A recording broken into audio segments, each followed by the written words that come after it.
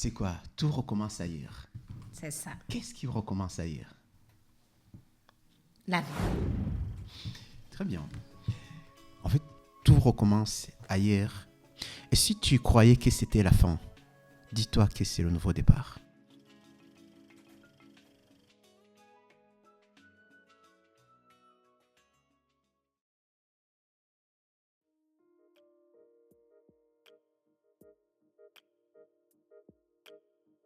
Bonjour Viviane.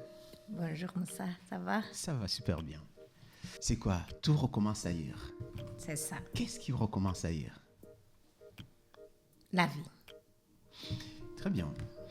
Quand je lisais, j'ai vu l'amour, les deuils, la résilience. Et est-ce que ce livre, c'est à la base de ton histoire ou c'est l'histoire de quelqu'un d'autre que tu connais dans la vie? Alors, c'est un mélange de deux. Hmm. Il y a d'abord l'histoire de presque tout le monde. On a tous vécu le deuil.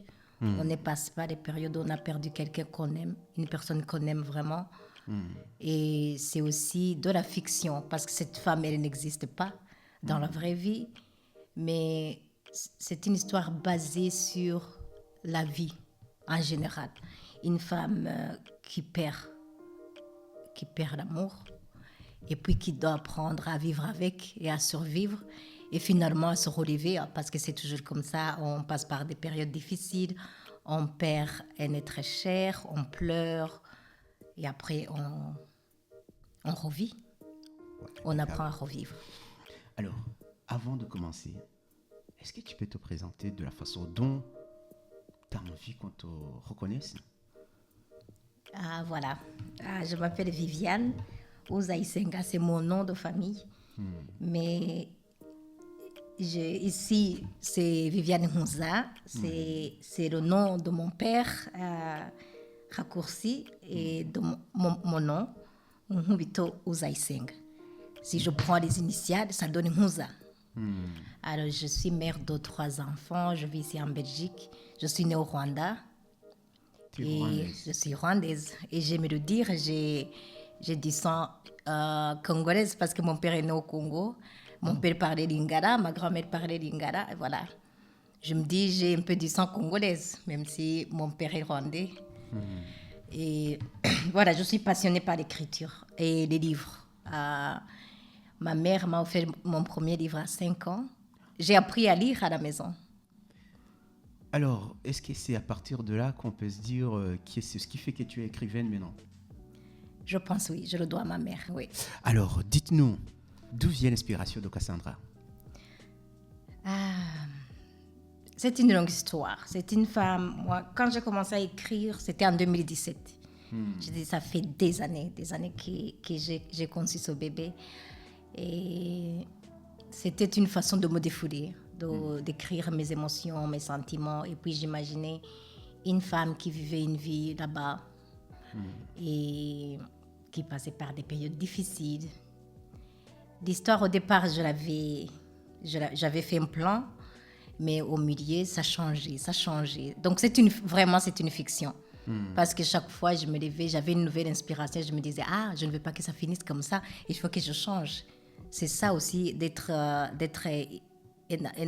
écrivain, un artiste. Parfois, on a cette inspiration et on y va, on coule avec l'inspiration. Et après, ça s'arrête. Et on se dit, OK, il n'y a plus d'inspiration. Ça s'arrête. Après, tu te remets. Voilà, c'est comme ça que j'ai écrit ce livre pendant des années. Pendant ces années, il y a Cassandra qu'on va nous aussi découvrir. Mais pendant ces années, Dakar. Pourquoi Dakar? Dakar. Parce que j'aimais le Sénégal. J'aime le Sénégal. Je me disais, j'aimerais aller visiter le Sénégal. Dans mes rêves, j'ai envie d'aller visiter le Sénégal. Après, je me dis, mon héroïne, je vais la faire naître au Dakar, au Sénégal. Non, parce que quand tu parles de Dakar, en fait, tu parles. Moi, quand je lis le livre, je vois Dakar. Oui. C'est trop visuel et en même temps, tu es trop sonore. Je ne sais pas si tu peux nous développer vraiment avant d'entrer dans l'histoire de Cassandra et de nous parler de cette ville, parce que moi, j'ai l'impression que cette ville, elle parle beaucoup, plus que le reste de l'histoire. Ah oui. Ah, non, en fait, quand j'écris aussi, c'est que j'aimerais que quand tu lis ce livre, c'est comme si tu étais là, tu visites. D'accord. Donc, moi-même, j'ai jamais été à Dakar, mais j'ai regardé des films de Dakar, j'ai fait des recherches, j'ai lu des livres. Et du coup, quand tu écris aussi, ce n'est pas que tu ne fais qu'écrire ce qui te passe dans la tête, il faut aussi faire des recherches. Il y a du temps pour faire des recherches. Je cherche, c'est quoi, quand je parle des marchés sur le Sénégal, je dois aller chercher dans les livres, il est comment Dakar. Alors, dans ces recherches, c'est là où je trouve les mots pour décrire la ville, comme si j'y étais. Et comme quand tu lis, toi aussi, je te transporte à Dakar. Oui, Voilà. Donc, il faut que tu te dises, quand tu as envie d'écrire une fiction, il faut que le lecteur aussi soit transporté dans cet environnement pour voir qu'est-ce qu'il y a là-bas. Et c'est la même chose quand je parlais du deuil et de ce que Cassandra vit. C'est aussi ce que j'ai vécu dans mon deuil. Ces sentiments, ces émotions, tout ce qui te ronge, les peines dans ton cœur, tout ce que tu ressens. Donc, je me mets dans cette période de ma vie où je traversais le deuil et j'écris ces émotions. Et alors, je sais ce que Cassandra vit parce que j'ai déjà vécu ça. Et toi, en tant que lecteur, quand tu commences à lire ça, toi aussi, tu te dis, ah, moi aussi, j'ai vécu ça. C'est pour ça qu'ici, quand tu regardes sur la couverture, je dis, ce roman nous invite à suivre une héroïne forte, fragile, inoubliable, et à reconnaître en elle quelque chose de nous-mêmes. Parce que quand tu lis comment elle vit le deuil, toi-même, tu te reconnais. Parce que tu as déjà aussi perdu quelqu'un que tu aimes, n'est-ce pas? Et moi, en tant que lecteur, à un moment donné, j'ai les émotions, je me mets à la place de Cassandra, et j'ai envie de pleurer, et je serre la main de Vicky, je le sens froid. Et toi, ça t'arrivait pas de lâcher une larme quand tu étais en cours d'écriture? Ça, c'est aussi ce que je dis. Quand j'écris, il y a une partie de moi qui est détachée de ça. J'écris, par exemple, c'est ce que je te disais dans les jours passés. J'écris et après, quand j'ai le temps de relire, il y a une inspiration qui est là. Quand il y a une inspiration, j'écris, je suis le flot, j'écris. Après, il y a le jour suivant où tu dois relire ce que tu as écrit pour corriger. C'est le jour suivant que je relis en tant que Viviane. Et là, je sens tout ce que j'ai écrit, je sens toutes ces émotions et je me mets à pleurer. Oui. Ça ne m'étonne pas, cela. Dis-moi, Viviane, ce roman, quand est-ce que tu as décidé de le finir? Parce que tu as commencé en 2017, tu t'es arrêté, mais il y a un moment donné, tu t'es dit, je vais cette fois-ci le finir. Qu'est-ce qui a été l'élément déclencheur? Qu'est-ce qui a été la motivation finale? Alors, voilà. J'ai rencontré quelqu'un, un ami. Je lui ai parlé de mes écrits, je lui ai donné mes premiers chapitres et tout. Après, il a dit, mais Viviane, tu as un talent incroyable. Il faut que ça sorte. Il faut que tu l'écrives, il faut que ça sorte. C'est alors surtout, c'est l'année passée, et je me suis dit, finalement, si les gens, il y avait 3 ou 4 personnes qui disaient, il faut que tu finisses ce livre pour qu'on puisse le lire. Et c'est là où je me suis dit, il faut que je finisse ce livre. Je vais avoir 40 ans dans 2 mois. Et je me suis dit, il faut que ça sorte avant mes 40 ans. Bravo. Alors j'étais déterminée. J'ai pris des jours où je travaillais sans m'arrêter. Je me levais tôt, je travaille. Je me dis, il faut que ça sorte avant mes 40 ans. Voilà. Cette fois-ci, je vais te poser une question stratégique. Avant tes 40 ans, est-ce que tu peux prendre une minute d'intéresser cette personne en face de moi, d'acheter ce livre, pas pour l'acheter, mais pour vivre l'histoire de Cassandra comme tu l'as vécu? Voilà. Alors, je vais te dire, je sais que tu ne l'as pas encore fini et je sais que tu as déjà lu les premiers chapitres. Absolument. Mais toi-même, tu sais que c'est accrocheur. C'est pour cela que je te posais cette question. Voilà. Alors, tout ce que j'invite les gens à acheter ce roman et à le lire, c'est qu'ils vont suivre une femme fragile, mais qui va se relever et vivre ses rêves. Comme moi, comme je te dis, moi je rêve d'écrire, alors j'écris, mon roman est là, et alors, vous savez, il y a le sens, le sentiment de l'accomplissement. Et alors cette femme, Cassandra, elle est blessée, elle est brisée, mais elle se dit, je ne lâche pas mes rêves. Elle vit ses rêves, elle va jusqu'au bout. Et c'est à ce moment-là que tu te dis, waouh, j'aimerais faire la même chose. J'aimerais me relever malgré mes problèmes. J'aimerais me relever, j'aimerais suivre mes rêves. Ces rêves que j'ai mis dans l'armoire, dans le placard. Il faut que j'y aille, il faut que je les fasse sortir. Cette femme va vous donner la force de vous relever et de poursuivre vos rêves et de réaliser vos rêves finalement. En fait, quand tu en parles, j'ai l'impression d'écouter la maman de Cassandra. Et quand, je crois que c'est au 3e chapitre, et elle parle de l'ambition et de l'amour. Est-ce que pour toi, qu'est-ce que tu en dises en tant que Viviane, cette fois-ci le terme de Cassandra, qu'est-ce que tu peux dire aux dames ou aux filles en matière de choix entre l'ambition et le mariage? Alors, l'un n'exclut pas l'autre. Ce que je peux dire aux filles, surtout, moi, si je peux dire aux filles qui ont le même âge que ma fille a 18 ans, je lui dis, ma chérie, il faut que tu suives tes rêves. Tu as envie de faire quoi?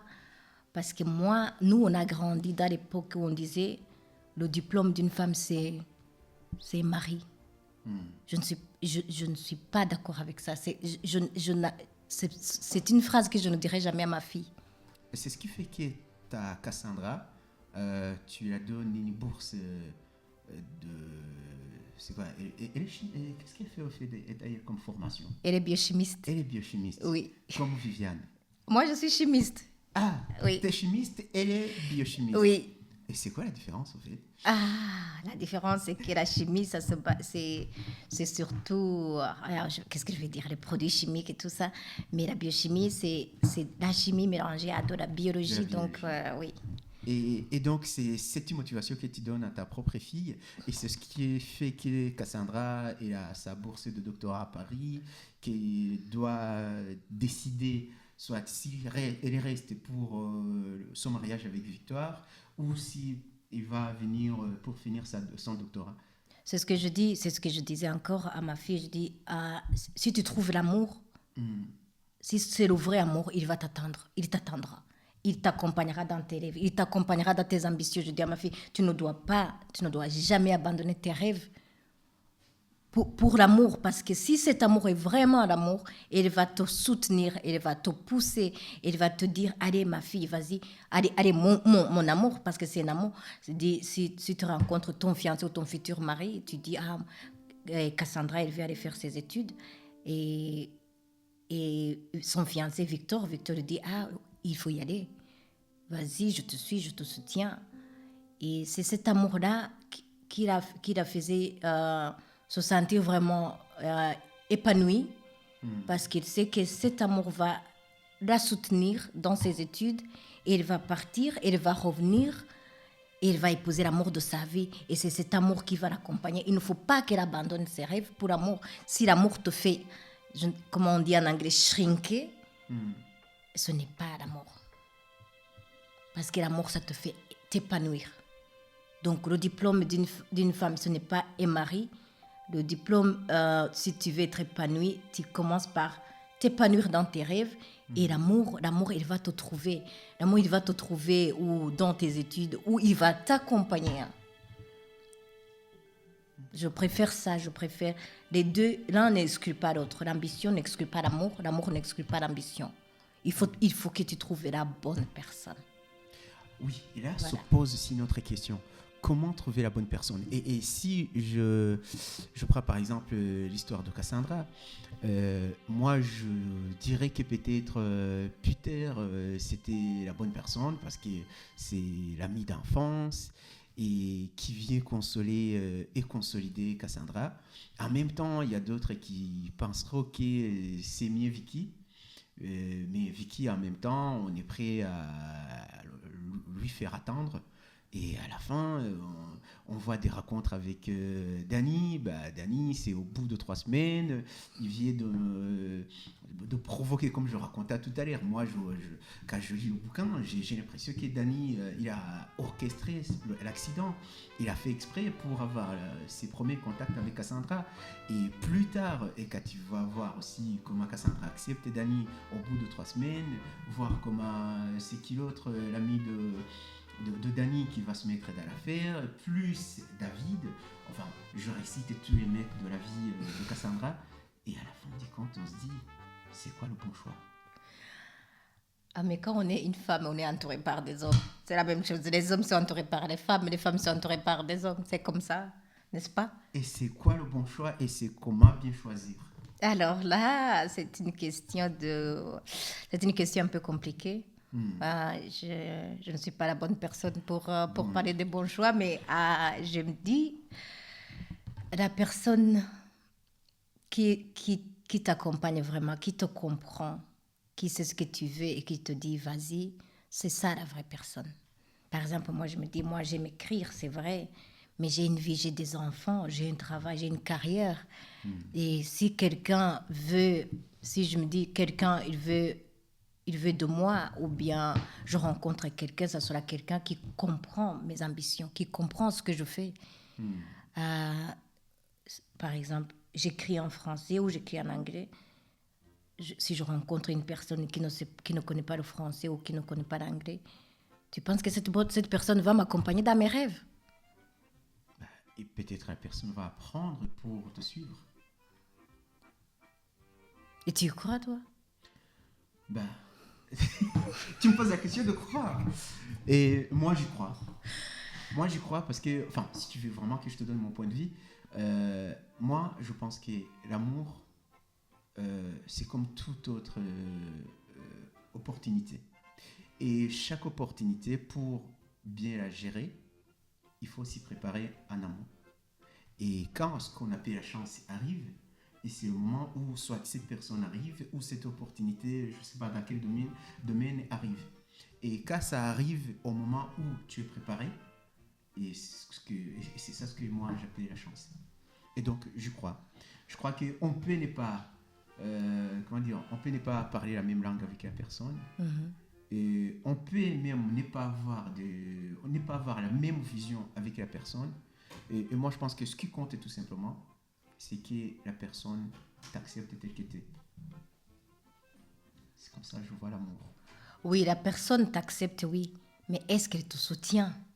Parce qu'accepter, soutenir, c'est pas la même chose. Parce que si on dit le mot soutenir, moi, je sors très rapidement dans le cadre d'amour. Parce que je me dis, je ne veux pas aimer une personne qui vient me soutenir. J'ai juste envie d'avoir une personne qui vient me compléter. Donc, c'est pas ça d'ailleurs. En fait, je suis déjà complet. J'ai même pas besoin de soutien. En fait, comment le dire, en fait, l'amour, c'est comme la cerise sur le gâteau. Le gâteau, il est déjà là, mais cette cerise va faire en sorte que le gâteau a un beau look. Mais je suis pas d'accord avec toi parce que moi, soutenir, ce n'est pas que je ne me suis, par exemple, moi, je me dis, je peux me dire, j'ai mon travail, j'ai ma passion que je suis maintenant et j'ai mes enfants. Mais cet homme, c'est cet homme qui vient dans ma vie, qui est déjà, je trouve ma vie déjà complète, comme tu le dis. Oui. Mais cet homme, s'il vient dans ma vie, c'est pour me dire, Viviane, tu as déjà ça, tu fais ça, tu fais ça. Il me soutient dans ce que je fais. Il dit, vas-y. Donc, il m'aide. Moi, par exemple, quand je me dis, je prends l'ascenseur, direction le sommet, je veux que cet homme, il est à côté de moi pour monter au sommet avec moi.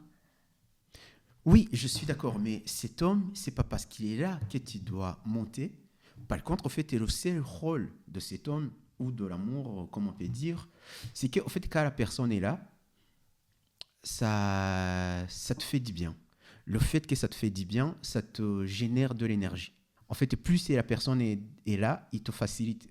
Autrement dit, je suis dans le cadre de dire, on ne dépend pas d'amour. Oui, on ne dépend pas de ça, mais je vais te dire, quand je parle de soutenir, c'est par exemple, toi, Moussa, tu tu es passionné par tout ce qui est musique, DJ, maintenant tu fais tes podcasts. Imagine-toi si tu rencontres une femme, tu l'aimes, elle t'aime, elle tombe amoureuse de toi. Et après, elle commence à te dire, tu sais, ces choses que tu fais, mais c'est quoi que tu fais finalement? Ah, tu vois? C'est Ouais, ça, là, quand je je te parlais de comprends. soutenir, il dit, tu passes ton temps à faire des podcasts. Oui, et là, je te comprends. Voilà. La personne qui te tient compagnie, si elle apprécie ce que tu fais, en fait, je crois que c'est ça ce que je voulais dire. En fait, elle n'est pas là pour t'aider à le faire, mais tout simplement t'encourager, Te soutenir. apprécier, soutenir. C'est En fait, ça qu'on appelle soutenir. à la fin du Oui. compte, c'est toi qui avais raison. Ah oui, c'est ça De toute qu'on façon, appelle soutenir. j'ai toujours compris que c'est toujours les femmes qui ont raison. Ah ben, il faut le dire aux autres. Et les gars, elles ont toujours raison. La femme a toujours raison. Bien, alors, Madame Viviane, dites-nous, pourquoi tu as choisi d'écrire ce roman en français? Alors, je vais retourner aussi dans mon enfance. J'ai commencé, mon premier livre que j'ai lu, je te l'ai dit, c'est ma mère qui me l'a offert, mais il était écrit en Kinyarwanda. Je me rappelle bien, c'est le livre de Bakita, la Sainte Bakita. Sainte Bakita. Sainte Bakita, c'est une esclave, c'est une femme, c'est une esclave noire. Elle a été achetée, je ne me rappelle pas de quel pays d'Afrique, mais ensuite elle est devenue une sœur. Et après, elle est devenue une sainte, on l'a fait sainte, Bakita. Mais ce livre, quand je l'ai, j'ai pleuré, je me rappelle. J'ai pleuré parce qu'elle a souffert, cette femme. Cette fille, parce que cette fille, elle est devenue, oui. Après, j'ai continué à lire parce que je ne connaissais que le Kinyarwanda à la fin. Mais quand j'entre à l'école secondaire, chez les sœurs, à Changi, tout le monde connaît, c'est là que j'ai commencé à lire en français. On étudiait en français. Tous les cours étaient en français. Et là, j'ai commencé à lire mes petits romans en français. Donc, quand je m'exprime, surtout quand j'exprime les émotions, les sentiments, je m'exprime mieux en français. Et si j'écris mieux en français. Par contre, ce qui est bizarre, quand je vais parler de motivation, si je vais motiver les gens à leur parler, c'est l'anglais qui vient. Je ne sais pas comment ça se passe, mais... En fait, quand tu parles anglais, et quand tu écris en français. Et pourquoi, quand tu écris, est-ce que tu vas chercher en dictionnaire? Ce sont les mots que tu as déjà dans la tête, parce que tu as des vocabulaires. Même si j'ouvre par hasard, et je sais que je ne vais pas parcourir 2 ou 3 pages sans trouver un mot qu'on ne peut pas trouver nulle part. En fait, ce sont des mots, vraiment, tu vas les creuser quelque part. Pourquoi l'utilisation de ces mots, je dirais, plus académiques? Est-ce que c'est académique ou c'est dans la langue courante? Non. Si je peux dire, c'est que quand tu écris, tu dois écrire, par exemple, le livre il est de 250 pages presque. Je ne t'ai pas dit, mais j'ai fait une formation pour écrire aussi. Hein. Alors, quand tu écris, il y a des mots qui viennent dans le vocabulaire normal. Par exemple, je dis j'ai peur, mais tu ne peux pas écrire j'ai peur 100 fois. Il faut retrouver le synonyme de j'ai peur. Donc, j'ai des dictionnaires. J'ai à peu près 3 dictionnaires de français. Je trouve des synonymes. J'ai peur. Alors, si je dois écrire j'ai peur, il faut que je trouve un synonyme sur l'autre page pour que je n'écrive pas le même mot. Donc, il faut toujours, quand tu écris, il faut toujours avoir... Moi, j'ai toujours des dictionnaires à côté de moi. Parce que quand je lis, j'ai l'impression en fait, qu'on a regardé beaucoup de films hollywoodiens. On a surtout les films de la communauté black. Et quand je vois ton vocabulaire, j'ai l'impression en fait que tu as quelque chose avec eux. Ah oui? Oui, parce que quand tu regardes ces films, en fait, ce sont des films qui... Bon, comme par exemple, et tu écris une personne, une dame, une demoiselle qui vit à Dakar, qui a un père qui a un bureau, alors que quand on parle... Bon, je comprends parfaitement, mais quand on parle une personne, une Sénégalaise, on a les... Enfin, dans la vie courante, on pense que son père, il doit avoir un magasin de pneus, il vend des voitures... Mais toi, tu as toujours ce monde intellectuel. Est-ce que c'est parce que c'est le monde que tu rêves ou c'est le monde que tu as vécu? Non, j'ai pas vécu ça. Par exemple, Cassandra, elle a un père. Moi, j'ai pas de père. Moi, j'ai perdu mon père si jeune. Alors, il y a aussi une partie de cette présence paternelle que, que malheureusement toute fille devrait avoir, mais que toute fille n'a pas. Et j'adore cette connexion entre Cassandra et son père. Je n'ai pas dit il devrait être. Peut-être si je disais qu'elle devrait être commerçant, alors j'allais me projeter avec mon père, j'allais commencer à écrire les histoires avec mon père. Non. Alors je choisis que son père soit au bureau, comme ça, cette femme, ce n'est pas moi, elle est détachée de moi, tu vois. Parce que les gens, ils ont tendance à te dire, ah, quand on écrit son histoire. Non, moi, je n'écris pas mon histoire. C'est une histoire de toi, de moi, de notre femme. Et je prends 5 femmes et je les mets dans une seule femme et j'ai mon portrait. Mais parce que ça me fait penser au fait à la phrase qui m'a dit mon prof, je crois, de scénario. Il me dit, la plupart des réalisateurs, ils réalisent la vie qu'ils ont vécue ou la vie ratée qu'ils aimeraient vivre. Il y a du vrai, il y a du faux dedans. Hein. Par exemple, si je dis, comme je viens de te le dire, Cassandra, elle a un père. Moi, je me dis, je l'ai aimé avoir un père. Oui, ça, je comprends. Oui, voilà. Donc, il y a aussi cette partie de ce que je n'ai pas eu, que je veux que cette femme a, cette héroïne. Parce que cette héroïne, finalement, quand j'écris cette héroïne, je m'attache à elle. Je commence à m'attacher à elle. Je vais la voir réussir. Je vais la voir... Tu vois, quand tu écris des scénarios, tu commences à t'attacher à tes personnes finalement. Je vais voir cette femme réussir sa vie. Je vais voir cette femme épanouie. Alors, je lui donne un père présent qui la soutient jusqu'à la fin. Un père qui va voir ses enfants, ses petits-enfants, qui va prendre ses petits-enfants dans ses bras. Et c'est ce que toi et moi, on n'a pas. C'est ce que toi et moi, on n'a pas eu. Parce que finalement, je veux dire, l'univers ou le monde est cruel. Comme Corneille l'a dit, la folie humaine nous a pris ça et nous a privés de ça. Et je ne veux pas que Cassandra aussi vive ça. Je veux qu'elle soit cette femme que nous, on n'a pas été. Alors, je lui donne un père présent. Et si tu pouvais rendre la fiction réelle, quel personnage tout recommence ailleurs que tu aimerais ramener dans ta vie et quel point de vue de la façon dont Cassandra mène sa vie tu aimerais amener dans ta vie? Ah, ouais, voilà. Comme je viens de le dire, c'est mon père. J'aurais aimé que mon père soit là et qu'il regarde mes enfants et qu'il se dise, voilà les enfants de ma fille. Mais toi, ce manque qui était au fond de toi, que tu aimerais que quelqu'un d'autre ne porte pas. Oui, c'est ça. Et ce que s'opère, quand tu l'écris, c'est le père que tu désires pour ton lecteur, pour ta fille, pour essayer de développer un peu. Alors, ça sera le père que j'aimerais, que les filles qui ont toujours leur père, qu'ils en profitent déjà. Parce que quand on a quelque chose, on le prend pour acquis en général. L'être humain comme ça, j'ai mes parents, tu le prends pour acquis. Hein. Et en général, c'est pour que la femme de 40 ans qui va lire ce livre, parce que Cassandra, elle est dans la quarantaine, et si elle a toujours un père, qui se dit, c'est une bénédiction d'avoir un père.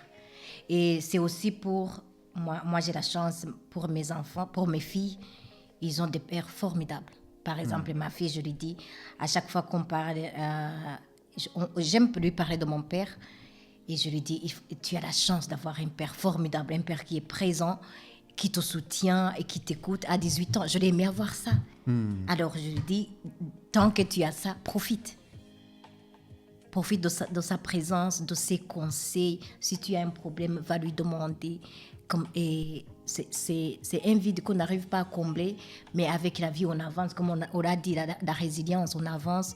Et finalement, on a aussi des gens qui ont pris la place de père dans nos vies. C'est vrai que ce n'est pas la même chose, mais on en a quand même.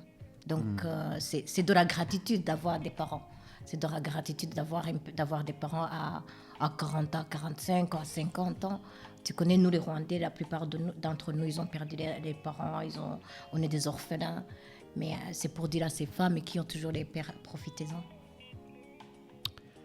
En tout cas, je te remercie pour les explications que tu viens de me donner. Et si tu veux qu'on continue, moi je suis là. Et si tu veux qu'on s'arrête ici, on peut s'arrêter et inviter les gens où est-ce qu'ils peuvent trouver ce roman? Alors voilà, le roman, il est sur Amazon. Vous pouvez l'avoir en version Kindle, version soft. Pour les gens qui aiment lire des soft copies, moi j'aime prendre mes livres entre mes mains, les toucher, les regarder. Alors il y a la version paperback ici, que je tiens dans mes mains. Elle est à 15,80 €, à peu près 16 €. Mais il y a la version aussi hardcover. Il y a des gens qui aiment le hardcover. Et là, vous allez le trouver aussi sur Amazon à 21 €. Donc, vous avez 3 versions différentes. Si vous tapez le nom Moussa Viviane, le nom de l'auteur ou le titre du roman, vous allez le trouver. Et comme je le disais, j'allais oublier, ce roman va être écrit en 2 tomes. Je parlais avec une amie à moi qui disait c'est en 2 tomes ou c'est en 3 tomes. Moi, j'ai dit, dans ma tête, là où je suis, c'est 2 tomes. Mais vous savez, ce roman, j'ai changé son titre 3 fois, ou 4 fois même. J'ai changé son histoire à peu près 3 fois aussi. Est-ce qu'on a le droit d'en savoir un peu plus? Non, c'est une suspense. Alors, comme je dis, dans ma tête, déjà, il a 2 tomes, mais quand on est écrivain, parfois, quand on commence à écrire, je te dis, ça change. Je pourrais me dire, Cassandra va finir avec son meilleur ami ou on est ici entre les deux. Ou bien, c'est ce que je fais, c'est ce que j'ai dans ma tête. Peut-être au milieu, ma tête va me dire, je vais avoir une inspiration, je vais dire, mais finalement, elle peut retourner chez elle. Pourquoi pas? Si tu le permets, je dirais, on finit, Cassandra, de le parler d'une façon académique. Et là, on revient dans notre vie quotidienne, ici à Bruxelles. Dites-moi, Cassandra, c'est pas une femme facile? Non. Explique-moi, comment dans 40 ans, tu peux connaître 5 gars et tu es vraiment à fond et surtout ça facilite au fait, en tout cas moi comme un mec, et si je peux rencontrer une dame pareille, je provoquerai des accidents, je serai son meilleur ami, je ferai pareil. Non, c'est pas une femme facile, c'est comme toutes les femmes. Non, c'est ça le vrai problème de notre, moi je vais dire de notre société africaine, surtout. Parce que dans notre société, la femme qui est sociable, cool et qui sait bien parler, qui sait rire avec les gens, on la prend pour une femme facile. D'accord. Non. Mais ce que j'admire chez Cassandra, c'est sa force de caractère et c'est ce qu'elle veut. Parfois, c'est vrai qu'elle est partagée entre ses émotions. Ça arrive à tout le monde, ça ne t'est jamais arrivé, toi? Je sais pas. Ah non, raconte. Moi, je sais pas raconter, mais... Tu vois, tu échappes à la question. Moi, je te dis, il nous arrive à tous d'avoir des sentiments confus. Hein. Non, parce qu'en fait, nous, on nous a collé l'étiquette des loups. Mais vous, on vous collait l'étiquette des saintes. Mais moi, je pense que c'est l'inverse, c'est nous les saints. Non, par contre, moi, je me dis, si tu dis que tu arrives vers presque à la fin, tu te dis, mais cette femme, elle se laisse aller. Mais elle ne se laisse pas aller. Elle a pris sur elle-même. Elle est à fond avec ses enfants. Elle est à fond avec sa carrière. Et là, finalement, il y a un mari qui a un peu... elle prend sur elle. Et après, c'est dans un moment de faiblesse que tout le monde peut avoir. Et elle est partagée entre ses émotions. Et voilà, ce n'est pas qu'elle est facile, c'est parce que tout le monde peut tomber finalement. Donc, ça veut dire qu'elle n'est pas facile, mais au contraire... Elle est humaine. Elle est humaine et ouverte à la vie. Oui, elle est ouverte à la vie, mais elle est aussi humaine, parce que l'humain, c'est aussi de se dire qu'on est humain, on a nos failles, et parfois, on ne sait pas, il y a des choses qu'on ne sait pas contrôler. Hein. Autrement dit, grandir, la sagesse, c'est la liberté. Plus ou moins, mais la sagesse, c'est aussi de savoir que tout le monde peut finalement tomber. Tout le monde peut finalement faire des erreurs. Je ne suis pas la femme parfaite là que tout le monde regarde et elle est parfaite. Elle ne commet jamais des erreurs. Elle a sa vie, mais comme je te dis, on se retrouve en elle parce qu'on a tous fait des erreurs. On ne peut pas se dire Parfois, on dit, ah, cette femme, elle est rigide. La rigidité, c'est quoi? C'est quand on est inflexible. Mais quand tu grandis, tu as cette flexibilité aussi. Tu te dis, comment tu jugeais les gens à 30 ans? C'est pas la même chose que tu juges les gens à 40 ans, n'est-ce pas? Absolument. Oui, parce qu'à 30 ans, tu es inflexible. Quelqu'un fait des erreurs, tu te dis, ah, il faut jeter. Mais non. De toute façon, si on pioche l'exemple d'Allard, aujourd'hui, le grand photographe français qu'on admire, il s'appelle Cartier-Bresson. Et au contraire, il est connu dans les photos ratées. Ah ben voilà. Donc, comme quoi, la meilleure prise, ça dépend de la perception de la personne c'est ça. Qui contemple la photo. Autrement dit, la vie n'a pas de formule. Exactement.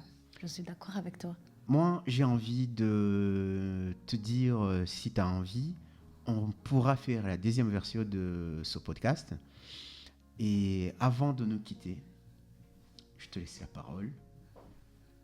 Tu peux dire à tes lecteurs ce que tu n'as pas dit par rapport à Cassandra et par rapport à Viviane. Et puis, ils vont nous faire des feedbacks.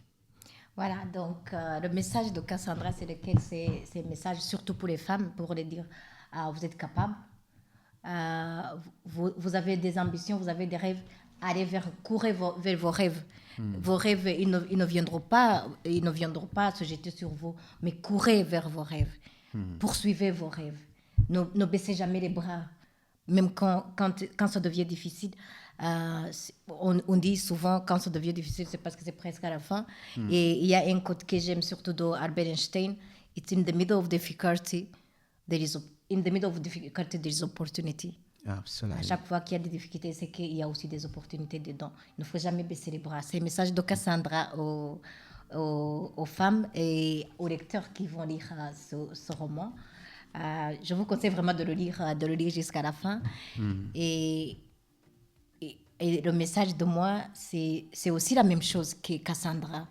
C'est aussi de poursuivre ses rêves et de se donner des goals, des objectifs. Voilà.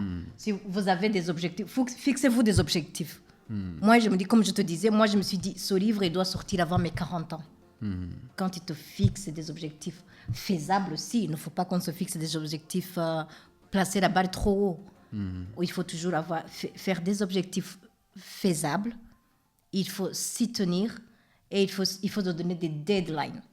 Parce que l'être humain, il est fait comme ça. S'il ne se donne pas des deadlines, finalement, il ne fera pas. Je ne sais pas si toi, tu le sais, mais quand on a une deadline, et notre adrénaline, donc, il est dirigé vers cette date.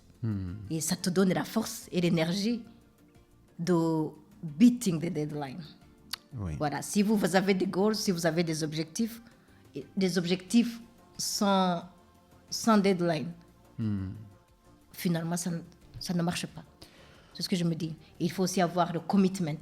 Ce que j'aime, et je te le dis tout le temps, hein, quand on parle, tout le temps, je te dis consistency, commitment and self-discipline. Absolument. C'est trois.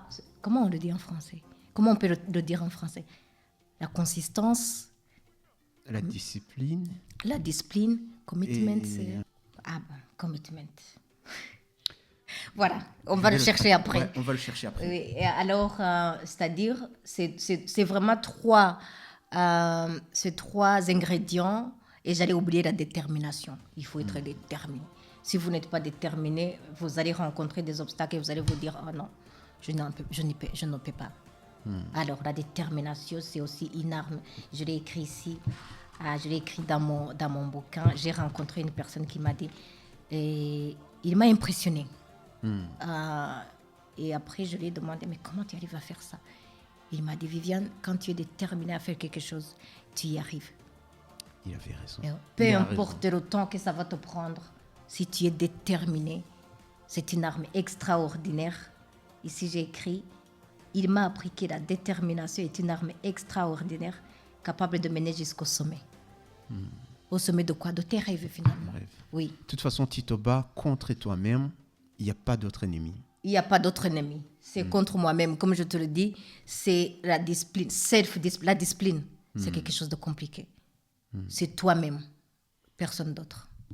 En tout cas, merci beaucoup, Viviane. Moi, j'ajouterai une phrase. J'ai été inspiré par Cassandra à la résilience.